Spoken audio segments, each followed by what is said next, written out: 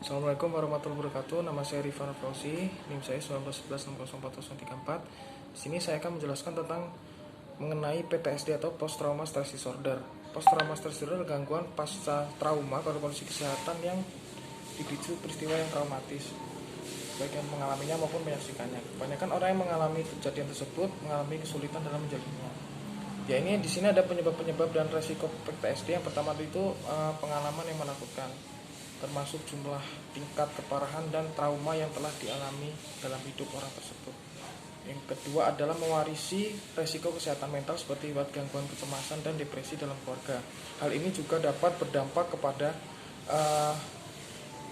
hal yang dapat dialami dalam PTSD tersebut. Yang ketiga, ciri-ciri kepribadian seperti cenderung temperamental. Untuk selanjutnya yaitu gejala-gejala PTSD. Yang pertama itu gejala ingatan intrusif, berupa ingatan yang tidak diinginkan yang bersifat mengganggu yang datang secara berulang-ulang. Hal ini berkaitan dengan hal tersebut yang kegiatan atau kejadian pasca traumatik yang pernah dialami oleh orang tersebut. Yang kedua itu menghidupkan peristiwa traumatis tersebut seakan-akan peristiwa tersebut terjadi lagi atau kilas balik peristiwa. Yang ketiga itu mimpi buruk tentang peristiwa tersebut yang pernah dialami ataupun yang pernah dilihat oleh orang tersebut.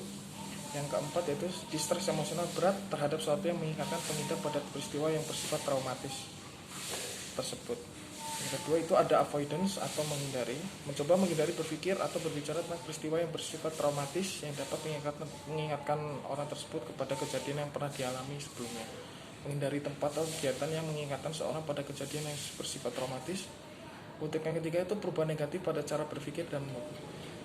Di sini mood dan cara berpikir dapat terpengaruh oleh PTSD, oleh pasca trauma stres tersebut, yaitu berupa pikiran negatif tentang orang lain, diri sendiri dan lingkungan, bahkan mengenai dunia.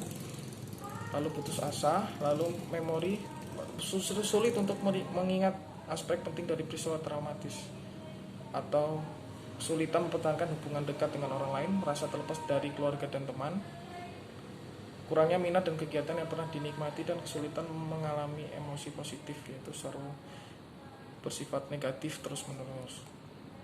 Yang keempat itu perubahan pada reaksi emosional maupun fisik. Ini akan merubah keadaan emosional orang tersebut yang mengalami PTSD tersebut, menjadi mudah kaget, ketakutan, selalu waspada terhadap bahaya, berlaku merusak diri, kesulitan tidur, dan kerapuhan, kemarahan bersifat agresif. Untuk diagnosisnya, perubahan permisahan fisik dan pemeriksaan masalah medis mungkin menjadi penyebab pada PTSD tersebut. Melakukan evaluasi psikologis yang mencakup diskusi tentang tanda dan gejala peristiwa yang mengarah kepada diagnosis PTSD, artinya dilakukan asesmen yang lengkap. Menggunakan kriteria manual diagnosis statistik gangguan mental DSM-5 ini harus dilakukan mengenai untuk standarisasi analisis yang baik. Untuk pengobatan yaitu ada psikoterapi berupa terapi kognitif, membantu mengenali cara berpikir orang tersebut. Yang kedua terapi paparan, bertujuan membantu pengidap agar bisa menghindari situasi memori yang dianggap melakukan sehingga pengidap dapat menghadapinya dengan efektif. Yang kedua menggunakan obat-obatan antidepresan, anti kecemasan, prazosin. Menggunakan antidepresan membantu meringankan gejala depresi, cemas, gangguan tidur, dan gangguan konsentrasi yang diakibatkan oleh PTSD tersebut. Untuk pencegahannya dapat berupa mencari bantuan dan dukungan yang tepat waktu, artinya orang tersebut dan mendapatkan dukungan dari orang yang benar-benar bisa membuat dia nyaman, seperti asesmen pada psikologi, kurang lebihnya seperti itu, atau orang-orang terdekat keluarga mungkin bisa membantu,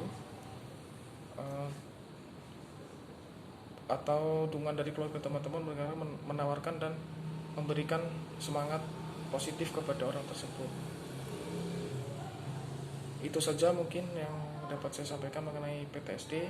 Lebih dan kurangnya saya mohon maaf. Kepada Allah saya mohon ampun. Assalamualaikum warahmatullahi wabarakatuh.